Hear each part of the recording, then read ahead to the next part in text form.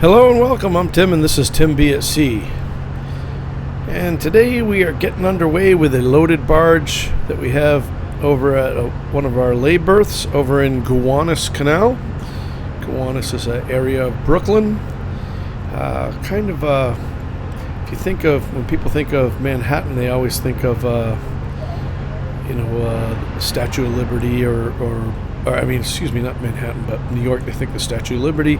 Then you think of the Battery in New York Harbor. And this is actually just south of that. There's an island called Governor's Island, and then Brooklyn starts, as part of Long Island over here. And Gowanus is an area that's in here. And that's a place that we hang up some barges. And right now, this barge was loaded and it had to go somewhere else. But wherever it had to go, they weren't ready for it, so we stuck it over here for a little while until we got orders to come over here. So I think Luke is doing this job, but right now he's probably already called in to VTS. Sometimes I forget that we have a lot of new viewers to the channel. When we are in a harbor like New York, the port of New York and New Jersey, we're kind of like aircraft that is controlled by ATC or air traffic control, but our version of that is VTS, Vessel Traffic Services. It's run by the Coast Guard, and I actually have a really cool video that shows the behind the scenes. They take us in over there and show us around how they do all their stuff. But anyway, when we are moving product, we have to call in on initial on one channel, and we tell them who we are and what we're made up to and our dimensions, length, and draft, and where we're going. They put that into the system. Then when we get underway, we call them on another channel and say that we're underway, and they tell us all of the people that we'll meet along the way or look out for or make arrangements with. And they kind of keep an eye on all that sort of stuff. So I'm sure Luke has done that already. Looks like they're taking the bow line in right now, and so what he's probably doing is he probably has the rudder hard over to the starboard, to the right-hand side, and he's doing a left twist. Now, it'd be real nice if he could just twist all the way around. The problem is on these big 50s is that we have these fenders called Yokohamas, and they're about the size of a Volkswagen Beetle that hangs over the side, and it's a big bunch of rubber. The problem is that there's only two. There's one a little bit, probably 80 feet back from the bow, and one about 80 feet up from the stern.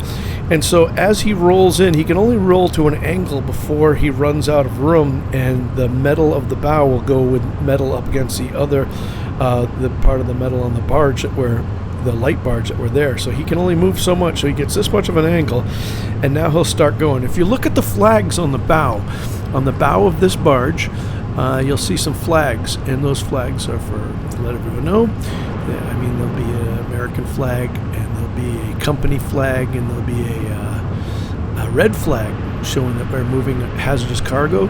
But those flags are also good for us as operators. We look at those to see what the wind is doing right up there. We have an anemometer on the boat that will show us the wind direction and speed, but that's that's way up there, and it's all the way, and so this kind of gives us a good idea. Having said all that, the flags look like this. The wind is blowing basically from right to left, which would normally help us, but with a loaded barge, it's really not going to have much of an effect on us. Right here, we're going to be more affected by the hydraulics, by the characteristics of the water, or luckily there isn't a lot of tide in this area that we're at, but the tide will set in one way or the other. So he cranks out at an angle just enough so that the bow doesn't come in contact with the other barge there, and he has to back up. There's a long catwalk. You'll see he'll get over, so he's backing up all the time. He did that twist just to get the angle, then he'll probably straighten his rudder out and come back on two engines.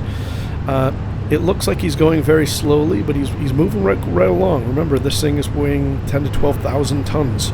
So he has to make sure that if that bow started to slide over to the other tugs or that catwalk there, it'd be very hard for him to stop that. So he has to be kind of, maintain control the whole time he's doing this. So he's just backing up, and then once he gets to a spot, he'll start turning around and headed outbound.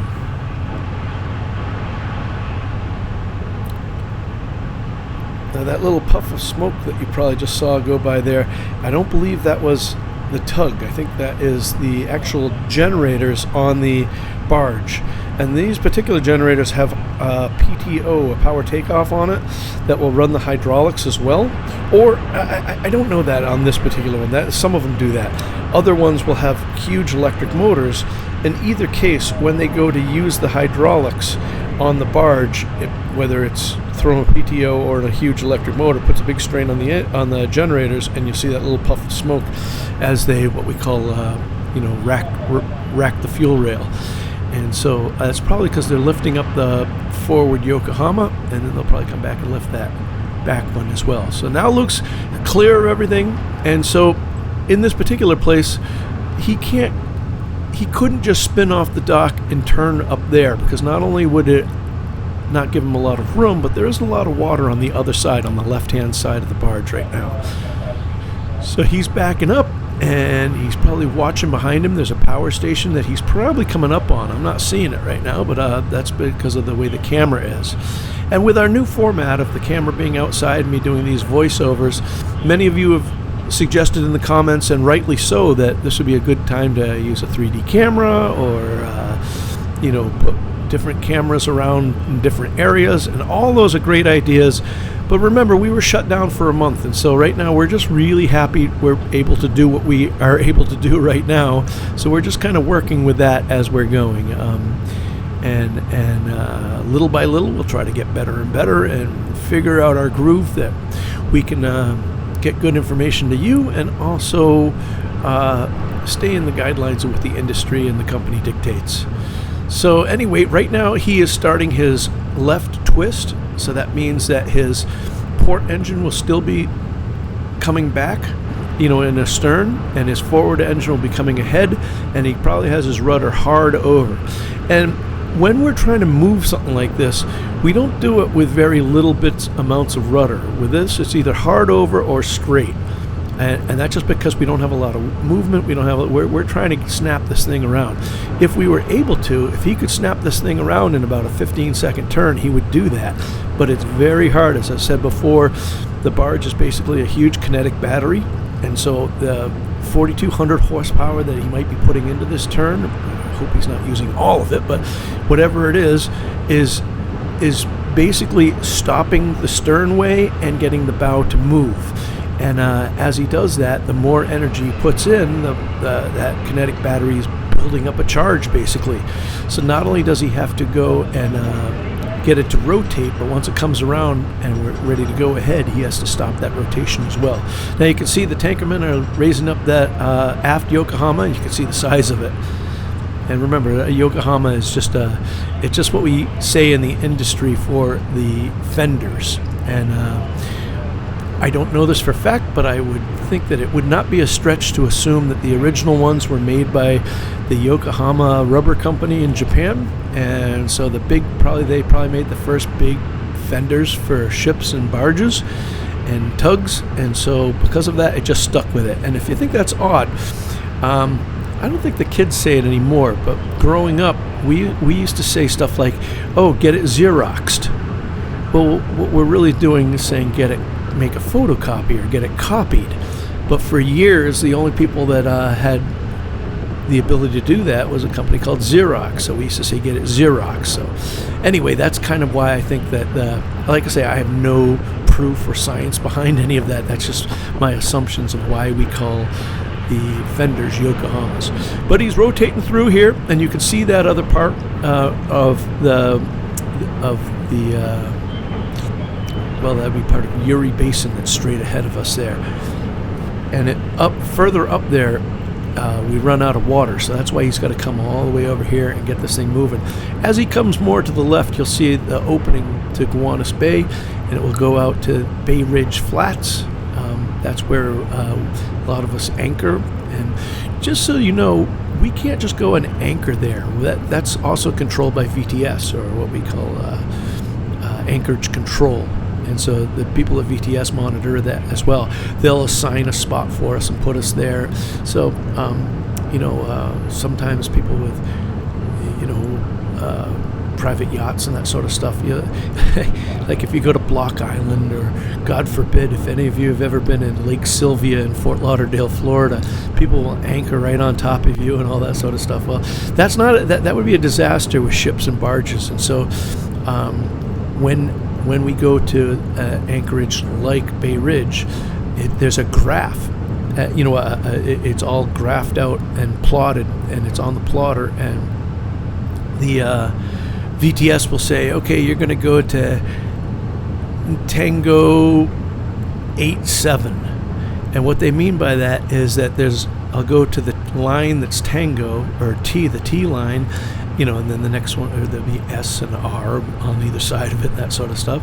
And then you'll go to block number 8 and block number 7, and the line in between would be 87. And so then, and they'll ask you how much you put out, and the answer, like we say, we're going to put 3.5 out. Those are 3 shots. A shot is 90 feet, and and they know most of us, but a lot of ships will all use chain. We have chain for the first part, and then all wire after that.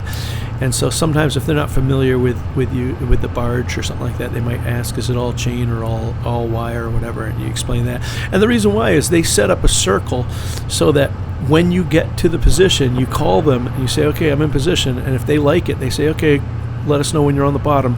Then you drop the anchor, and you mark the chart plotter, and you say anchor's on the bottom. They'll mark their chart plotter, and they'll make a ring right around where you dropped it at the radius of the length that you've told them that your unit will be, plus how much road you put out, how much anchor, wire, or chain.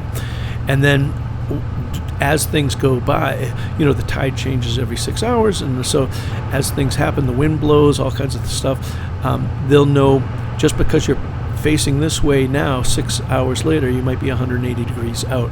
And so they have all that figured out for the next guy that's going to come, and that sort of stuff. So didn't really mean to spend all this time, but I've never really explained that before, so I figured this is a short little video, and so I figured this might be a good time to do it.